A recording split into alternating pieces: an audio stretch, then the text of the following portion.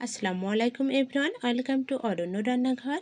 আজকে আমি দারুণ মজাদার সুস্বাদু ও পুষ্টিগুণ সমৃদ্ধ একটি ডেজার্ট রেসিপি তৈরি করব।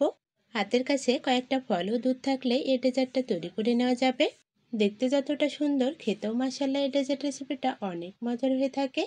শীতের সিজনে বাজারে অনেক ধরনের ফলমূল পাওয়া যায়, দামটাও হাতের নাগালে থাকায় আমরা কিন্তু অনেকেই অনেক ধরনের ফলমূল কিনে থাকি। দুধ ও ফল দিয়ে এই ডেজার্টটা তৈরি করে নিলে সকলে অনেক বেশি পছন্দ করবে। আজকের এই ডেজার্টটা তৈরি করার জন্য আমি এখানে কাস্টার্ড পাউডার ব্যবহার করেছি। এই কাস্টার্ড পাউডারটা যে কোনো বেকারির দোকানেই পাওয়া যাবে। যে কোনো ধরনের ডেজার্ট তৈরি করার আগে কাস্টার্ড পাউডারটা আমাদের আগে থেকে গুলে রাখতে হবে।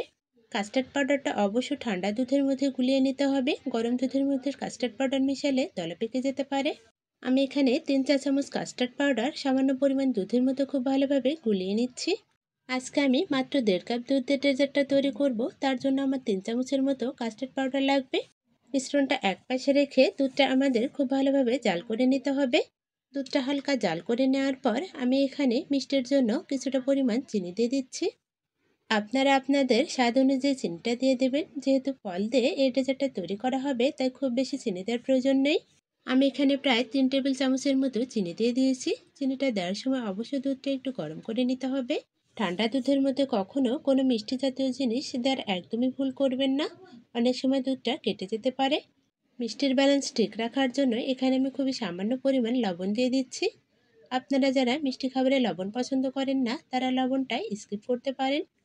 এবার অনবরত নাড়াচাড়া করে দুধের সাথে চিনিটা খুব ভালোভাবে গলিয়ে নিতে হবে। ভালোভাবে নাড়াচাড়া করে দুধটাকে খুব ভালোভাবে ফুটিয়ে নিতে হবে। জাল করে দুধটাকে খুব বেশি ঘন করার প্রয়োজন নেই, কেননা এখানে কাস্টার্ড পাউডার ব্যবহার করা হবে, এমনিতে দুধটা অনেকটা ঘন হয়ে আসবে।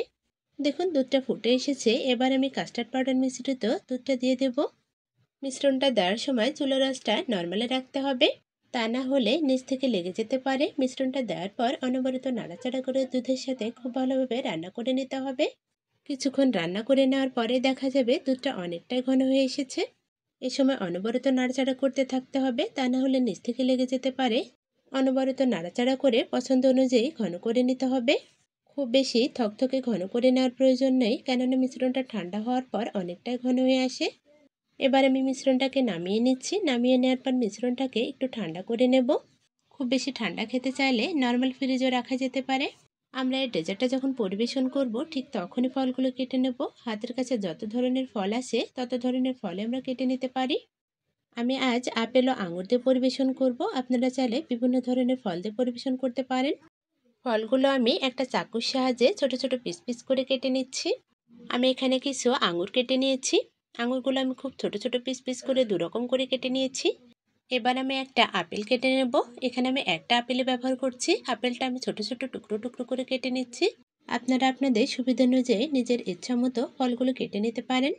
যে কোনো ধরনের ফল দিয়ে ডেজার্টটা তৈরি করেন না কেন, খেতে কিন্তু অসম্ভব মজার হয়। দুধ ও ফলের কম্বিনেশন জাস্ট ওয়াও! মুখে দেওয়া মাত্রই জাস্ট আপনি অন্য জগতে হারিয়ে যাবেন। একবার খেতে শুরু করলে আপনি নিজেকে আর কন্ট্রোলই করতে পারবেন না, বারবার এটাই শুধু খেতে থাকবেন। এবার আমি এই ঠান্ডা মিশ্রণটার মধ্যে কেটে রাখা ফলগুলো দিয়ে দিচ্ছি। আপেল ও আঙুরটা দেওয়ার পর খুব ভালোভাবে আমাদের মিশিয়ে নিতে হবে। ভালোভাবে ফলগুলো মিশিয়ে নিলে এই ডেজার্টটা খাওয়ার জন্য একদম রেডি হয়ে যাবে। হঠাৎ আসা যে কোনো মেহমানের জন্য এই ডেজার্টটা তৈরি করে দেওয়া যেতে পারে। ডেজার্টটা খাওয়ার পর শুধু আপনারই প্রশংসা করতে থাকবে। আশা করছি আজকের এই রেসিপিটা আপনাদের কাছে অনেক বেশি ভালো লেগেছে। ভালো লাগলে অবশ্যই আমার চ্যানেলটি সাবস্ক্রাইব করে আমার পাশে থাকার অনুরোধ রইল। আজকের মতো এখানেই বিদায় নিচ্ছি। আল্লাহ হাফেজ।